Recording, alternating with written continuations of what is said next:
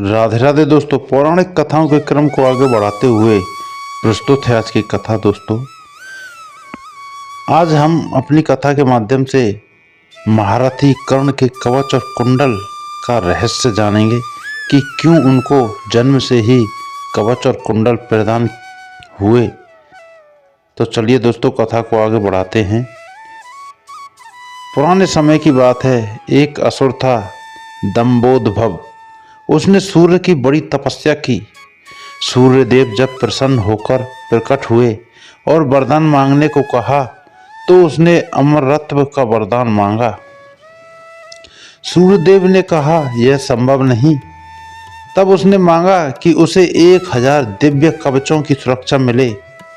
इनमें से एक भी कवच सिर्फ वही तोड़ सके जिसने 1000 वर्ष तपस्या की हो, और जैसे ही कोई एक भी कवच को तोड़े वह तुरंत मृत्यु को प्राप्त हो।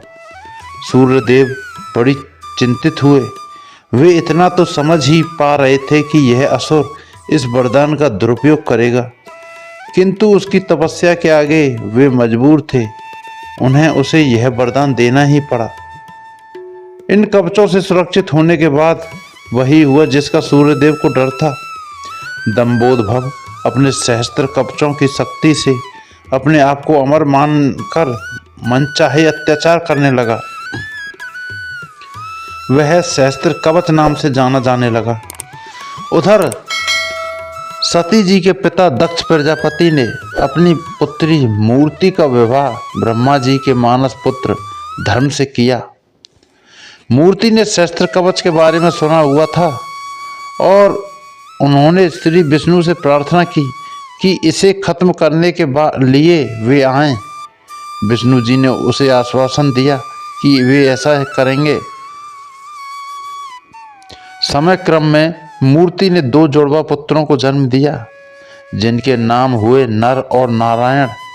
दोनों 2 शरीरों में होते हुए भी एक थे। 2 शरीरों में एक आत्मा। विष्णु जी ने एक साथ 2 शरीरों में नर और नारायण के रूप में अवतार लिया था।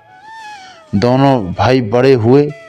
एक बार दंबोदभव इस वन पर चढ़ आया। तब उसने एक तेजस्वी मनुष्य को अपनी ओर आते देखा और भय का अनुभव किया। उस व्यक्ति ने कहा कि मैं नर हूँ और तुमसे युद्ध करने आया हूँ। भय होते हुए भी दंबोदभव ने हंसकर कहा, तुम मेरे बारे में जानते ही क्या हो? मेरा कवच सिर्फ वही तोड़ सकता है जिसने 1000 वर्षों तक तप किया हो। नर ने हंसकर कहा, मैं और मेरा भाई नारायण एक ही हैं। वह मेरे बदले तप कर रहे हैं और मैं उनके बदले युद्ध कर रहा हूँ। युद्ध शुरू हुआ और सहस्त्र कवच को आश्चर्य होता रहा कि सच में ही नारायण के तप से नर की शक्ति बढ़ती जा रही है।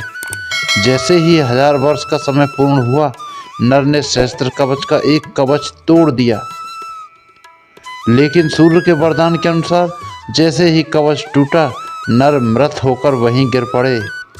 सहस्त्र कवच ने सोचा कि चलो एक कवच ही सही, किंतु यह तो मर ही गया। तभी उसने देखा कि नर उसकी ओर दौड़े आ रहा है और वह चकित हो गया। अभी ही तो उसके सामने नर की मृत्यु हुई थी और अभी भी वही जीवित हो मेरी ओर कैसे दौड़ा आ रहा है। लेकिन फिर उसने देखा कि नर तो मृत पड़े हुए थे। यह तो हूबहू नर जैसे प्रतीत होते उनके भाई नारायण थे, जो दंबोदभव की ओर नहीं बल्कि अपने भाई नर की ओर दौड़ रहे थे। दंबोदभव ने अट्टहास करते हुए नारायण से कहा कि तुम्हें अपने भाई को समझाना चाहिए था। इसने अपने प्राण व्यर्थ ही गवा दिए। नारायण शांतिपूर्वक मुस्कुराए। उन्होंने नर के पास बैठकर कोई मंत्र पढ़ा और चमत्कारिक रूप से नर उठ बैठे। तब दंबोदभव की समझ में आया कि 1000 वर्ष तक शिवजी की तपस्या करने से नारायण को मृत्युंजय मंत्र की सिद्धि हुई है, जिससे वे अपने भाई को पुनर्जीवित कर सकते हैं। अब इस बार नारायण ने दंभोद्भव को ललकारा और नर तपस्या में बैठे। 1000 साल के युद्ध और तपस्या के बाद फिर एक कवच टूटा और नारायण की मृत्यु हो गई। फिर नर ने आकर नारायण को पुनर्जीवित कर दिया और यह चक्र फिर चलता रहा। इस तरह 999 बार युद्ध हुआ। एक भाई युद्ध करता, दूसरा तपस्या। हर बार पहले की मृत्यु पर दूसरा उसे पुनर्जीवित कर देता। जब 999 कवच टूट गए तो सहस्त्र कवच समझ गया कि अब मेरी मृत्यु हो जाएगी। तब वह युद्ध त्याग कर सूर्यलोक भागकर सूर्यदेव के शरणागत हुआ। नर और नारायण उसका पीछा करते वहां आए और सूर्यदेव ने उसे सौंपने को कहा, किंतु अपने भक्त को सौंपने पर सूर्यदेव राजी ना हुए। तब नारायण ने अपने कमंडल से जल लेकर सूर्यदेव को श्राप दिया कि आप इस असुर को उसके कर्म फल से बचाने का प्रयास कर रहे हैं, जिसके लिए आप भी इसके पापों के भागीदार हुए और आप भी इसके साथ जन्म लेंगे इसका कर्म फल भोगने के लिए। इसके साथ ही त्रेता युग समाप्त हुआ और द्वापर का प्रारंभ हुआ। समय जब कुंती जी ने अपने वरदान को जांचते हुए सूर्यदेव का आह्वान किया और कर्ण का जन्म हुआ, लेकिन यह आम तौर पर ज्ञात नहीं है कि कर्ण सिर्फ सूर्यपुत्र ही नहीं बल्कि उसके भीतर सूर्य और दंभोद्भव दोनों हैं। जैसे नर और नारायण में 2 शरीरों में एक आत्मा थी, इसी तरह कर्ण के एक शरीर में 2 आत्माओं का वास है, सूर्य और सहस्त्र कवच।